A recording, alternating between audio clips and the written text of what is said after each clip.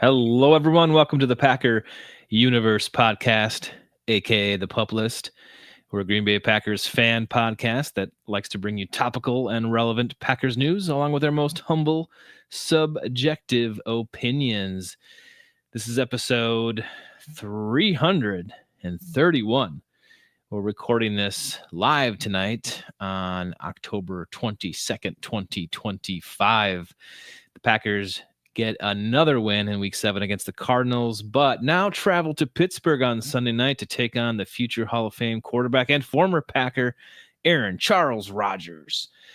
I'm your host, Tay, and joining me as always is Ren. What up, Tay? It's been a few days since I saw you, and let me tell you, Tay, absence makes the heart grow fonder. Yes.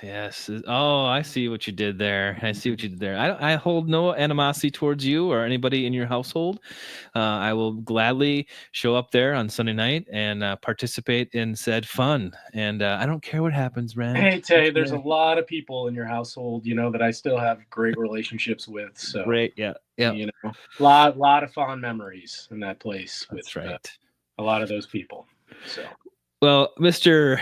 Charles Rodgers, we'll get to him in a minute, but Ren, I guess, how you doing 3 days after the win in Phoenix against the Cardinals? Anything to say about that? Any thoughts, any process you came about in the last few days with that?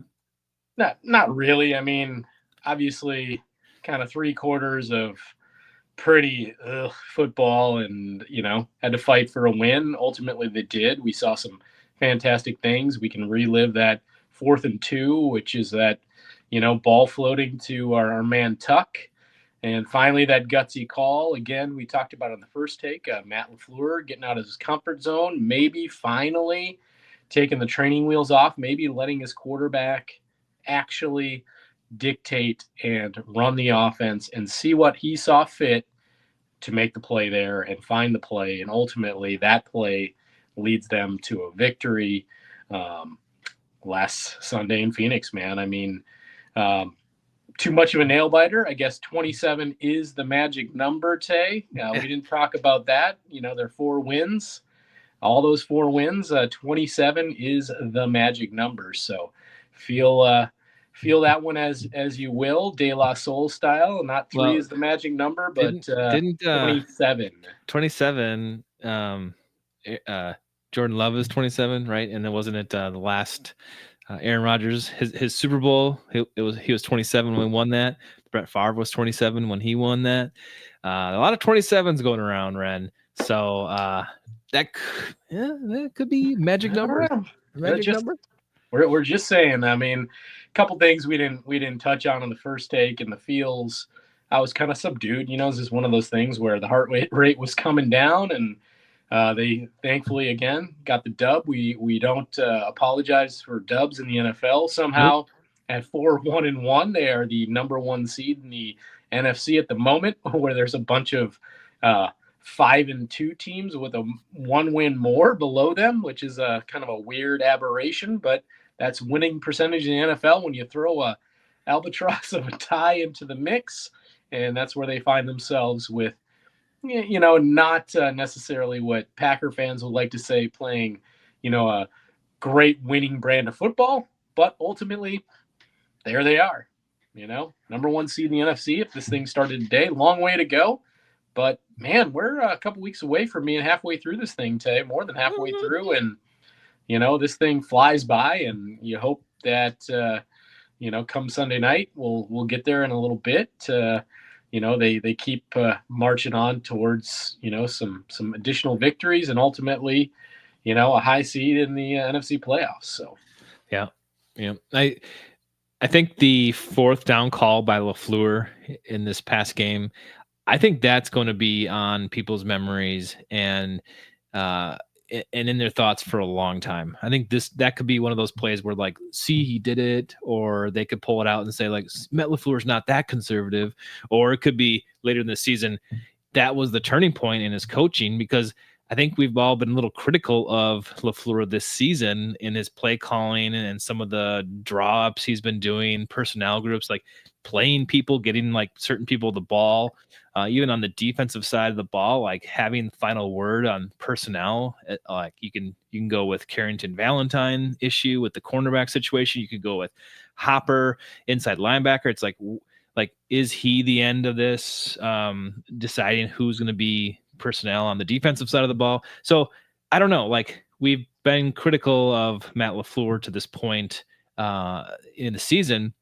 I think rightfully so, but you look at a team that went into Phoenix and didn't lead for the first 3 quarters into the fourth quarter, and ended up winning 27 to 23. So in the grand scheme of things, I think they ended that game on a crescendo. They did some good things. They won the ball game, and a lot of people can say that's all that matters. And you put it together and you won. Good teams find a way to win. You could kind of lay your head on a positive note going forward here, leading up to Sunday Night Football. But I wanted to also highlight Micah Parsons, right? We talked a bunch about him on the first take right after the game, but the dude won NFC Defensive Player of the Week, rightfully so. So congratulations, Micah Parsons. Wonderful, wonderful job on Sunday. 5 tackles, 4 for a loss, 3 sacks. That's kind of what got him the award, I think. But this is his 4th time getting this award, 3 from his time in Dallas and now 1 for the Packers. But it's week 7, Ren. Maybe there's more of those to come this year, hopefully. And maybe that's something that helps us project into the win category and also deep into the playoffs. And you heard from a lot of those guys after the game, from Xavier McKinney and there on forward, the aforementioned Micah Parsons. They weren't happy with that result, even though it did end in a victory. They want to get there and win these games decisively as well, and they know there's a lot more work to be done. So good to hear that stuff from some of your most important playmakers. Going back to your LaFleur point, we had kind of a similar thing in the second half of last year. What is this team's identity? The play calling was in question. Really, yeah, you hope that piece where he kind of let Jordan go is something they can build off of moving forward. And it's not just a one-off, that he starts to trust his quarterback more, starts to give him, the ability to maybe change the play call at the line if he doesn't like what he sees. And ultimately, again, starts taking the reins off here in year 3, because Jordan is a good quarterback. And I think that would only lead to better things. Let him see what he sees. And he's had enough time.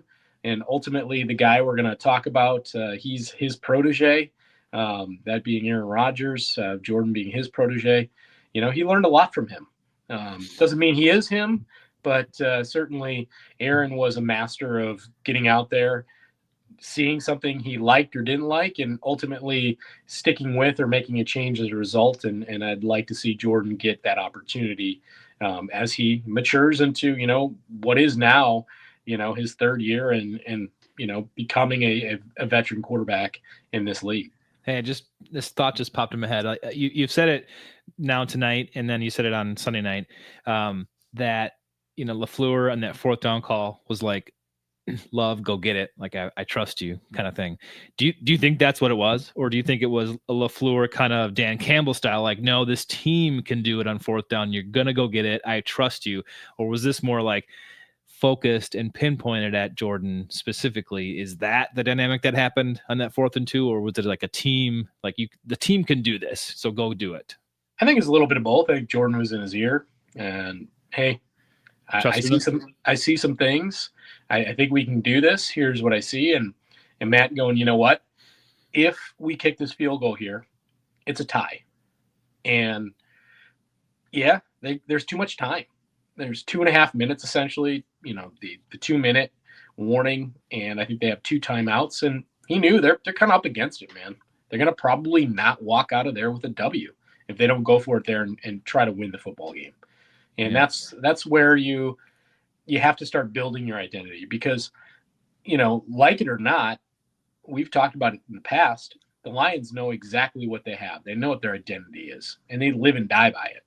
And the Packers need to start finding theirs. That doesn't mean they have to be, kneecap biting, ultra aggressive Dan Campbell style of led football team, but they certainly need to find their own confidence in ways in which they know they can be successful.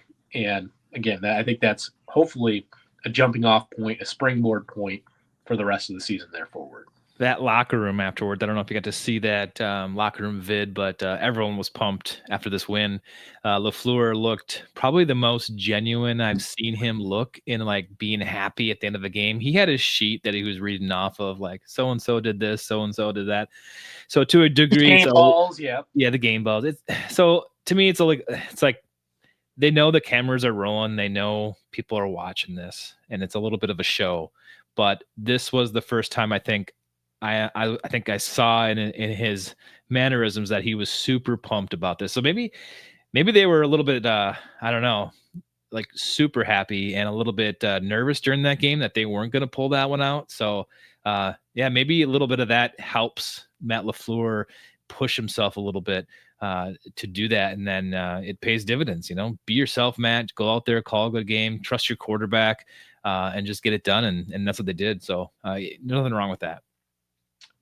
One thing, kind of per your earlier pieces and talking about things, and you didn't quite say it, but somebody we didn't touch upon on the first take, and that was Nate Hobbs, talking about a just awful game and some awful play. We know he came in when he started to play this season a little banged up, but you mentioned kind of Carrington Valentine. So without saying Nate Hobbs, yeah, they have a bit of a problem on the boundary. Nate Hobbs cannot play, outside. He was a slot guy, but they also have Bullard there. So I don't know quite what you do with that, but his play Sunday in Arizona was pretty bad. And, at first glance, 7 weeks in, Tay, man, those two free agent signings, you look at the year before with Jacobs and McKinney, and it's, hit a home run. And this year it's kind of like, ugh. Wah, wah, wah, just not looking great for those two signings thus far. Kind of like the Brewers in the playoffs. Oh, too soon. Hey now. Jeez. You're a Wisconsinite, Tay. That's just not allowed, all right? I know you're not a baseball guy, but they went quietly into the night. Yeah, if you want to hear anything from me, worst batting average of a 3 or more game playoff series and I think Major League Baseball history. So the bats went completely silent outside of Caleb Durbin, and that was it. That was all she wrote. I thought you were gonna say Caleb Derp. I was like, okay. Yeah, it was a tough one, man. I mean, tough to beat the biggest market, highest payroll in baseball. I'm not gonna say that's the reason they lost, but they certainly don't have the resources the Los Angeles Dodgers. Yeah, right. Well, speaking of getting beat up here, let's move over to the injury list. We got the pack. It looks like let's see here. Where's my thing? I know our man DY hit the field in a limited fashion for the first time in a couple weeks, so that's a plus. Doesn't mean he's going to play on Sunday, but we've got him out there. And I don't know if you saw the clip, Tay. They're wearing the white helmets out there on the practice field. Yep, I was going to bring that up later. They are, and I was like, hey, wait a minute. So I went back and I checked socials for the pack, and they did say that was the fit for this Sunday night is their winter warning all white. This will complement the Steelers jerseys. I think they're doing those striped B ones. It's not even striped. It's like crisscross applesauce. It's god awful, Tay. So it's going to be bad. One of the worst jerseys in the NFL, and they're wearing a yellow helmet. So maybe the Packers are like somebody I had seen earlier in the week that this was going to be the first yellow helmet game since the Steelers and Packers in like the 60s or the 70s, something like that. Yeah, it would be a pretty ugly look, and maybe the Packers are like, this is going to look confusing on the field with two yellow helmets. Let's just do the white thing, and we'll go from there. And I'm fine with it. I don't mind these uniforms at all. I really like them. And maybe when they released that whole outfit thing uniform early in the season, it was just the home games that maybe they were wearing those for. So this away game didn't count, and they could do something different. But whatever, they got them in their arsenal. Might as well use them, and it makes sense for this. They will clearly be the best looking outfit and uniform out there that night, hands down. You will see. Yeah, the whole universe. Just wait till you see this abomination that the Steelers are going to roll out. It is ugly, man. Stretch. Not pretty. So yeah, Devonte Wyatt. I've got a little clip here on my screen from Rob Demovsky's tweet, friend of the podcast. He's got a little film of Devonte Wyatt doing limited practicing, and that's exactly what he's doing. He's very limited. It wasn't the greatest day out in Green Bay, also, where it was kind of sprinkling on and off all day. So I doubt that has to do with it. I think it's just they are trying to get him into it very, very slowly. So he was limited, but I would say he was more close to DNP than anything. But Devonte, so many D names here. Dontavian Wicks with a calf did not participate, and same with Lucas Van Ness with his foot.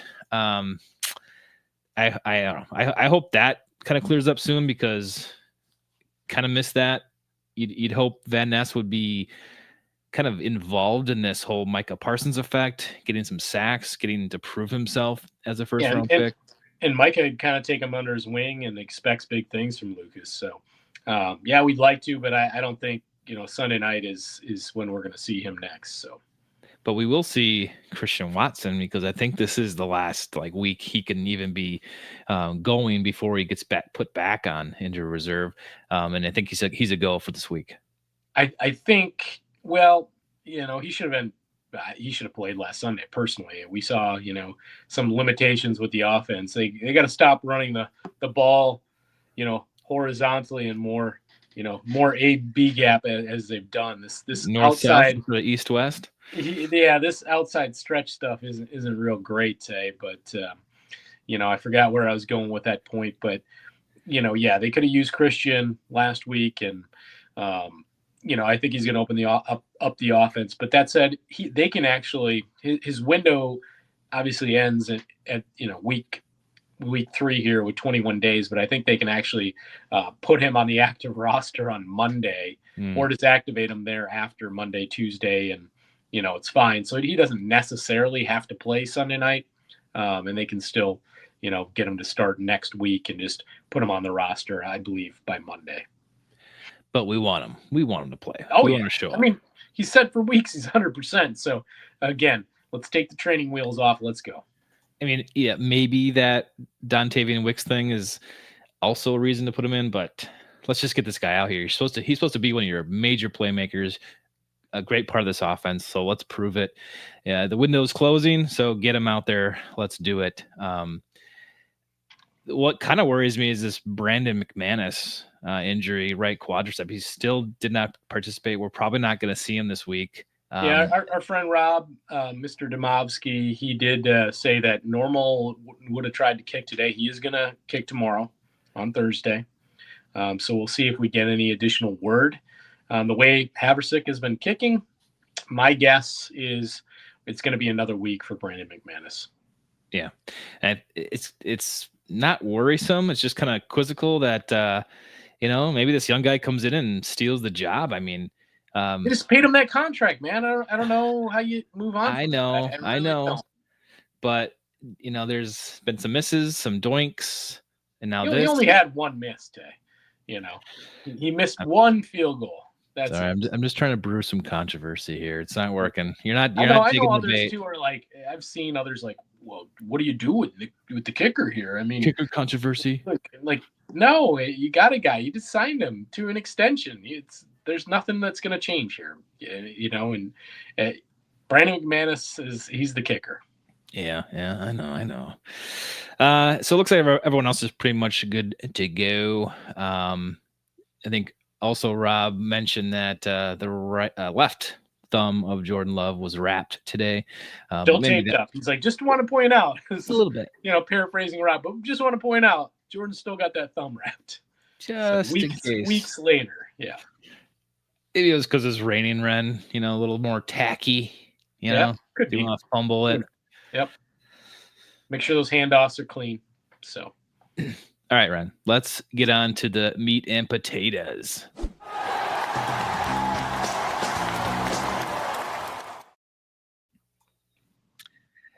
Well, I didn't interrupt you this time, Ren.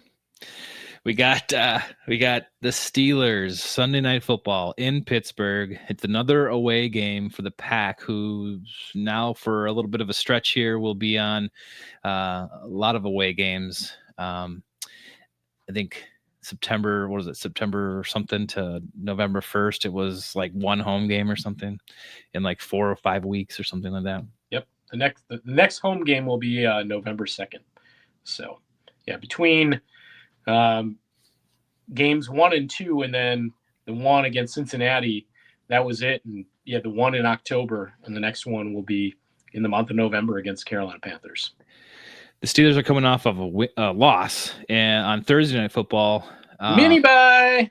They had a mini bye, and I did watch the end of that game. It was pretty crazy. Flacco. I watched nearly the whole thing. It was that was a great football game, as people called it, the icy hot bowl. Because a couple old guys out there, they need that. What do they used to have, the blue emo stuff too? I don't know. They just making fun of a couple old guys out there. So it came down to the last play, literally. I mean, that Aaron threw another Hail Mary. It was like one for the ages for distance. I mean, that thing went 70 yards. Perfect. Still rocked it. I mean, he was at like the 30, 35 yard line, and he had all the sauce on that thing, man. You're like, wow. Yeah. Like, he can still got it. And we know, man, he was the master at that. Oh, yeah. He had one when he was a Jet. He had one Hail Mary for a touchdown. Obviously, we'll never forget Rodgers to Rodgers. Does he still have a vintage moment in him? And there it was, the walk-off in Detroit. I woke up my wife and I think everybody else in the house at the time. And obviously the two back-to-back to our guy, Jeff Janis, of all guys, today in the playoff game in Arizona, only to see Larry Fitzgerald tear our hearts out because we had terrible defense a few plays later in overtime. So, I mean, you got to have magic in the quarterback, and definitely Aaron has that. It's, the other half is the receiving and the whole setup. So sometimes you get lucky, sometimes you don't. That's why it's called a Hail Mary. Bren, I mean, talking about those memories, with Rodgers, we can get into like what he said about this and what he was asked. But like, I wanted to ask you, like, what does this game mean for Ren, especially when it comes to the Rodgers thing? Like, we're going to Pittsburgh, his new team, and we're playing him 3 years later. Like, does it mean anything to you anymore? Or like to see him or to play against him? Like, where are you at with this whole thing as a Packers fan? I mean, certainly, like, as you ramp up and, when LaFleur was asked and things, his answer being, that's more for you guys to talk about, being the sports media, and I guess people like us who podcast, those kind of things. It's more of a talking point for us. It's less of a revenge game, as we'll get to Aaron here in a second. But, it's so far past now, Tay. Those last 2-3 years with Aaron, the spring of discontent, summer of discontent. Then Randall Cobb comes into town. Aaron's back in town. Wins 2 MVPs. Then ultimately has that kind of just ho-hum out of town year. You see him and Randall Cobb, hugging and crying as they walk through, the tunnel there. As all they had to do, if you recall that game, was win and get in, Tay. Mm-hmm. And they lost to the Detroit Lions. It's kind of when the Lions started their run as becoming a force in the NFC North, that last half of that season. And they came into Green Bay. They had nothing to play for, and they beat the Packers. And, I think if the Packers would have played Aaron Rodgers and the Jets that first season he was there, obviously the Achilles happened. But had that happened, that would have been a much bigger deal at the time. Now it's so far past. It's kind of like water under the bridge kind of thing. It's done. It's, that was a long time ago. Really, as many would talk about, it's all the fond memories of, that long career in Green Bay. What a great career it was. How many great memories and moments he gave us. I mean, we literally watched him in his prime probably be one of the best, if not the best, pure passer ever. And we got to watch that every week. We kind of probably took it for granted because it happened so fast. It's kind of like even when your kids are growing up and it happens so fast and you look back and you have regret about, I could have done this better or that better. We could have done more things. Yeah, could have enjoyed it longer. Yeah. Maybe it wasn't appreciated as much in the time when we had it. It was fantastic. I think those last 2 to 3 years, he made us all sour on him. I know you, like I was I think at one point the bigger no, it can never happen when Jordan was drafted. I literally fell to the ground. I was like, oh my God, no, this is going to cause so many problems. And ultimately it did. He got very bitter. He was upset. He wanted to be the guy. And we'll get to some of his comments again. He wanted to ride off in the sunset in Green Bay. He wanted to retire there, but they didn't want to see this thing out as they saw his skills diminishing. And they saw that he was maybe, trying too much to force power plays at times. And they acquiesced to some of that. I just mentioned it. Randall Cobb rolled into town back from he came back from the Texans at the time. Yeah. It was one of those things. And now it's just, more fond memories than anything. Clearly, if I were to ask you, Tay, if you could choose right now between the two, who would you want leading your football team here in 2020, in 2025? Ooh, that is a tough question. I mean, because Aaron's playing decent, but he can't move like he could. And honestly, Jordan loved the way he's running now for first downs and actually taking off. That's what I wanted to see. Like, I think Aaron is still really good at creating time in the pocket and out of the pocket, getting out of the messes and throwing the ball quickly. He's really good at that. I think, Love has a little bit to learn from that still. Getting the ball away quickly and being able to evade that stuff in the pocket, that pressure. But yeah, that's a really good question. I guess I would have to say Love only because it makes more sense. You can't just pluck a guy in and out, if you want to. But if you're saying like if Rodgers was on this team from the beginning of the season, I don't know. That is a tough one. I was always the advocate to keep Aaron as long as possible until he quit. That was where I stood, even though, you need a draft for the future and there was all this drama and stuff. I still would have kept Rodgers for as long as possible. But I think now he is still a good quarterback. He's got all the mentals there, but his body is a little lacking. So I guess I would choose Love at this point. Although that's not like saying that Love is like an excellent, amazing, awesome quarterback, like top elite. I'm just saying Jordan's good enough, especially for the future. And he's good for this team right now. They all play for him, love him. And when you look at the roster, I mean, there's maybe 8 guys that were playing with Rodgers, maybe 10. So only like a handful or 2 of players that knew Rodgers as a teammate. So yeah, I agree with you. It's been a little while, so this stuff's worn off. If it was, the first year of the Jets that he was on and we were playing him, that would be something, right? But now it's kind of like whatever. Since he's gone, he's gone. He's not on my team anymore. I don't really care. I just care about and remember the good times, like you said, all the memories, all the things he did for this franchise. Getting us close so many times, getting us all the way once. I mean, that's not replaceable. You can't replace that stuff. And those memories will be fond in for my whole life. So I love that. Just as Favre did, although I've soured on Favre pretty much 100%. he was great for this organization when he played football here, and he did a lot of things that will be etched in our minds forever. And he was great for that. But Brett was a fun watch, and Aaron was just the arm talent we'll never probably see again, in Green Bay from a starting quarterback position. But I think Jordan's great today. I mean, I think he's coming into his own. The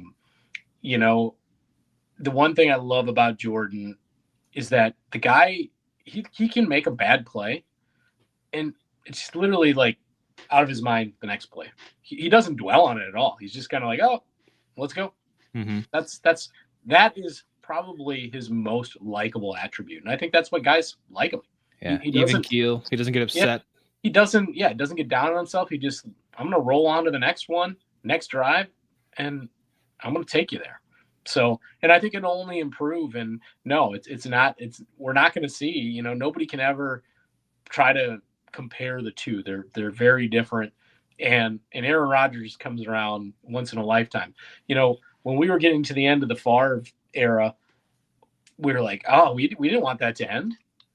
And then along comes Aaron Rodgers, and he's better. Yeah. I mean, so what are you saying about love? I'm just saying it's crazy. I mean, and now we have this very, very capable quarterback who's only 27 years old, who can lead this franchise for another 10 years and ultimately get this team back to a Super Bowl and win one in Green Bay, where a guy a la Aaron Rodgers, who's 41 years old, that window and the ability to do that was not enough anymore. I'd go with the young guy who's talented 10 times out of 10, based on the old guy who still has good games in him. Still, we saw some of that arm talent against the Bengals, which was incredible.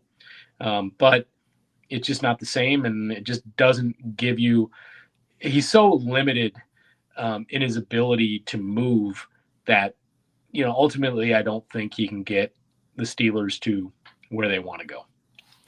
And I totally agree with you that this, like what you said about the media, and like this matchup is more for like the fans and the media rather than the players and the coaches. They're looking at this as another game that they need to win. And I agree. I think Aaron was interviewed and asked all these questions. Same with Matt, asked all these questions about the, history. And of course they're going to, they just need something to put in their story, which is fine.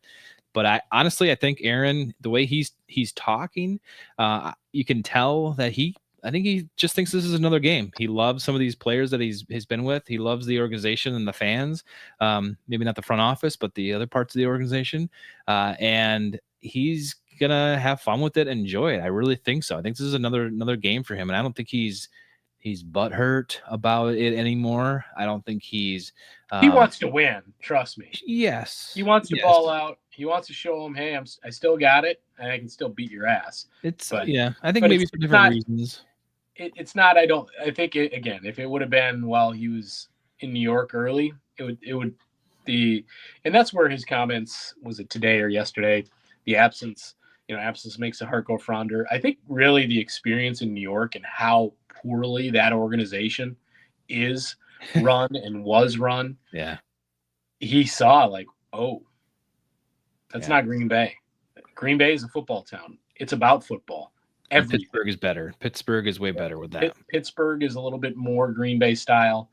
So I think he realizes too now, say and do the right things, because his career is basically at the end. I mean, could he play one more season after this? Sure, he might. But ultimately that'd probably be it. And that his legacy is in Green Bay. And he's a smart guy. He's saying in that interview, hey, you do learn a lot of things, and, you're continuing to grow, one day to the next, to the week, to the year, to the month. And that's what you want to do. And I think he ultimately understands, like, hey, I want to go back to Green Bay. I want to be, embraced with open arms. I don't want to screw this thing up. I'm going to say and do the right things. Yeah, that's true. I definitely can see that too. It's like, okay, and things are coming around. Things are definitely coming around. That's where his legacy lies, Tay. I mean, it's certainly not in New York. We know how bad that went, and then his way out with the whole Aaron Glenn thing, and he was really mad about that, and obviously missing a year with the Achilles, and that team never living up to it. Yeah. And then what being 1 year in Pittsburgh, none of that's going to matter. He knows the 18 years in Green Bay, living in Hobart, living in Swamico, living in Green Bay, going to Chives, Tay. Yeah, he was name dropping again. Being at Piggly Wiggly. at the Piggly Wiggly, that's what it's all about. And, talking with Yeah. fans. So he knows where, the bread is ultimately going to be buttered, when it comes to his post-football career. And he wants to make sure that thing is on solid ground. Yeah, man. Yeah, he did say, like you mentioned, he did say, I want to I was hoping to ride off in the sunset with the Packers, but maybe that's true in a different sense. He's never going to move back to Green Bay, but maybe he has like a house, and maybe he just picks up his groceries in Green Bay, flies in, flies out, whatever. Let's get on to the Steelers proper, I guess, Ren. Like we talked about Rodgers a little bit. The offense, they traded for DK Metcalf in the offseason. Freiermuth is finally emerging as as his tight end threat, which I kind of been waiting for. Freiermuth's first year was great, but now it's like 3 years later, and maybe that's Rodgers' guy. But this defense was kind of worked over in the offseason. They added a bunch of veteran talent. You got TJ Watt on the line. But that D still let those Bengals at the end of the game on Thursday Night Football just tear down the field enough to get the win. So you look at what they did on defense, and you think, okay, they're still pretty good, but there's some Packer type stuff going on there where the defense just gives up huge chunks, and Flacco was able to go down and win the game. So yeah, tell me what you got on the Steelers, and kind of what you're feeling. Well, I mean, we've been talking about Aaron, so let's keep talking, Tay. Finally, remember in the later, part of his career here in Green Bay, we're getting mad about him holding on the ball so long, hunting for the big play. He was the big play hunter. We're like, dude, if this guy wants to have, and at the time we didn't want, this is like year one of Love being there. We didn't want that to happen. And we're like, he just needs to learn to get the ball out quicker. He's finally doing that today. And, the Packers, where they've struggled this year with these quarterbacks, a lot of them being veteran quarterbacks today, is death by 1,000 cuts. Those guys are getting the ball out quick. Bam. And Aaron is on it today. I mean, he and the Steelers are 7 of 10 on third down against Cincinnati. He did have 2 INTs, but he had 4 touchdowns, 249 yards, a 103.7 rating. He's had over 100 rating 3 straight games. When it comes to, you mentioned Pat Freiermuth, let me get my little note sheet out here today. He had 5 receptions for 111, 2 TDs. He'd been quiet all year, but he had a huge breakout game. He was phenomenal for the Packers. Jaylen Warren, he was a stud last week, Tay. He is a good running back. He had 4 catches for 31, but to add to that, he had 16 rushes for 127 yards, which is a heady 7.9 yards a carry, Tay. This Packer run D is one of the better in the NFL, allowing only 3.7 yards a carry. So something's going to have to give there. You mentioned DK, obviously DK's there, but the Steelers secondary, Tay, and we're going to talk matching wits with these 2 secondaries. Obviously they both can't be on the field at the same time, but they both are cheeks, as the kids say, Tay. They are not good. The Steelers have allowed 30 plus points 3 times this year. The secondary is giving up on average, Tay, 259 yards a game, which is near the bottom in the NFL. Against Mr. Flacco, another old man, they allowed 342 passing yards, Tay, 3 touchdowns, a 108.6 rating.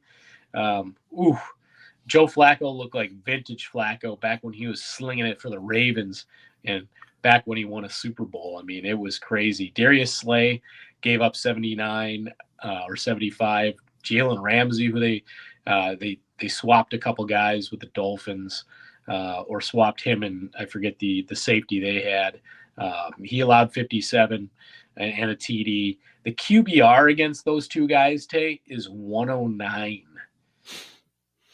Oof, that's not good at all. 109 is good.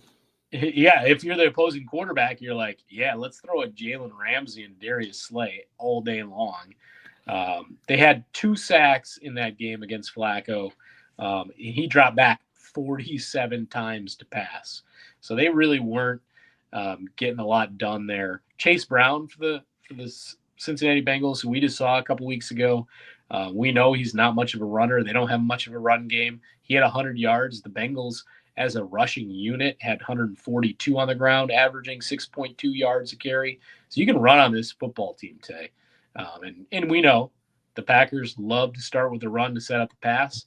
So don't expect to see anything less than, what has it been, 3 straight weeks, less than 2 touchdowns for Josh Jacobs on the ground, Tay. Yeah.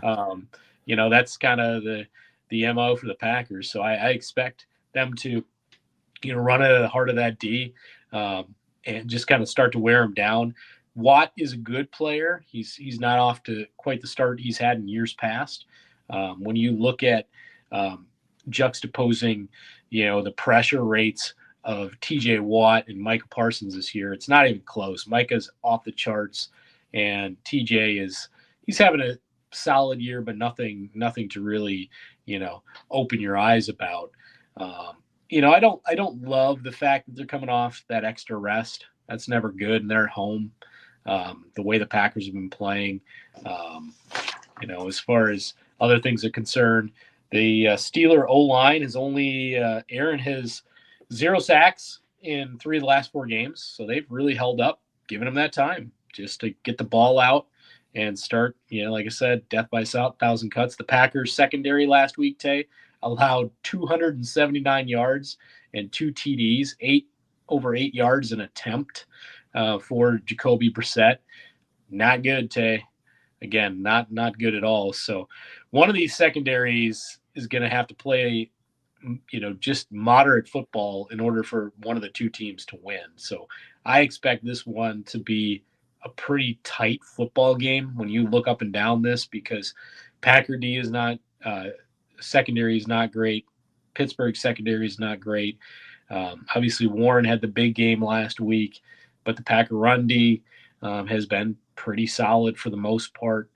So something's going to have to give. That turnover thing where we know they finally got another turnover last week. Should have been 2, but they finally got another one. It might come down to something like that. I think this is going to, I'm not going to say like last week, what did I say, 35, 17 or 20, something like that. I'm certainly not doing that this week. I'm going to go with the magic number 27, Tay, and say something like the Pack walks out with a win at 27-24. The Steelers have a lot more takeaways than the Packers this year, and they're way better at it. So this is not the game for the Packers to get complacent or not mind their P's and Q's and hold the ball. And for Jordan to make some good decisions when passing. The first week they scored 17 points. Ever since then, it's been in the 20s, and then obviously they had 31 on Thursday Night Football. So they're able to move the ball. They're doing good things on offense. They can score just like us into the 20s, and that's probably what's going to happen here. I'm going to go a little higher again. I'm going to go 35-31. Packers win. It's another shootout game on Sunday Night Football. I think, the secondaries will lend a lot of points for both teams. It's going to come down to, hopefully Watson plays. You got an extra receiver out there that can at least spread things out a little bit. Finally, last week, Tuck gets targeted 10 times. You like to see that after, some of those numbers being a little down the few weeks prior. But I think in order for them to win, obviously, your 2 most reliable guys out there are Tuck and Romeo. Make sure they're involved. Obviously, get Golden involved a little bit more. And, a couple deep shots down the field for Christian Watson, or does Watson get that extra attention? And then who do you see 25 yards down the field, but none other than Tucker Kraft, the number 1 tight end as far as breaking tackles in the NFL, just having a monster game. So some things like that could happen. Do you have an idea what that point spread in this game looks like, Tay? No. Do you know? I do. Okay. I think it's going to be Probably pretty tight. I'm going to say 3.5 to Steelers. It goes 3 to the Packers today. Wow. Okay. Yeah, Okay. the visiting Pack is the favorite by 3. There are some places that have them at 3.5, but Okay. 3 is the general line. I just figured, the Steelers aren't doing too bad. They're at home, coming off a mini bye. Yeah, we won the last 2 games, but we haven't looked great. So I don't know. And I just kind of figured maybe they get that 3 and then whatever, try to hold on to it. But I guess not. Yeah, I know the media's just been eating this thing up all week. It doesn't matter, anytime you turn on ESPN, Stephen A. Smith or anybody, First Take, the mentor and the protege, and they're showing pictures of when Steve Young met Joe Montana when he was playing with the Chiefs for that small moment in time, and these kind of goofy things, and obviously Aaron Rodgers and Brett Favre, and it's fun. It's fun to talk about, but it's so far gone. I think obviously that first year with Brett in Minnesota coming to play Aaron was a much bigger deal than what this is. Oh, you set me up nicely. Here, I'm about to play a montage to Aaron Rodgers and quarterbacks long gone. Just kidding. I didn't make one. But I was waiting for it. I was like, I can't wait to see this. Some light piano, like looking back through the years. Well, there was a, it's kind of interesting when you do mention something like that through the years, but it's kind of odd when you think about it. Aaron Rodgers' 1 Super Bowl win was against the Pittsburgh Steelers, and now he's donning that uniform. So kind of goofy how things come full circle and where these things are today. But I think it'll be a fun watch.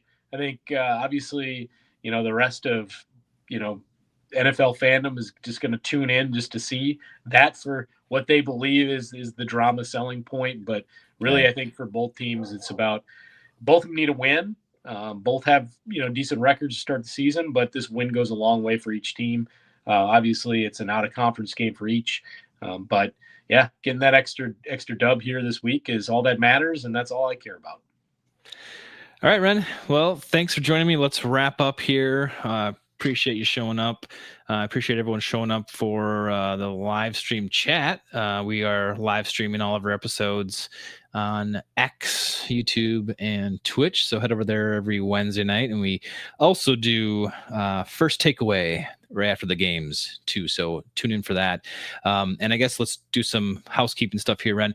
You are going on vacation, but you're going to try to bat phone in to me. So if that doesn't work out, you're just going to get my pretty mug. So we'll get it done either way. We'll see how the whole cell phone reception video works out in the middle of the prairie, and middle of nowhere. But we got it to work a little clunky last year. We're a little bit better at this thing nowadays. So maybe it just happens to work, Tay, and we'll get it worked out. I hope I can wander out to the one shed, after a victory against old man number 8 come late Sunday evening with you. Well, if you are wondering what Ren's talking about, you'll have to just wait until he goes live and you can see where he's at and what he's doing out there somewhere in the United States. So tune in for that. All right, Ron, thanks for joining me. Thank you, everyone, for watching the Packer Universe podcast. Yeah, I can't wait, man. Jordan Love, Aaron Rodgers, Tay. Until episode 332 on the pup list.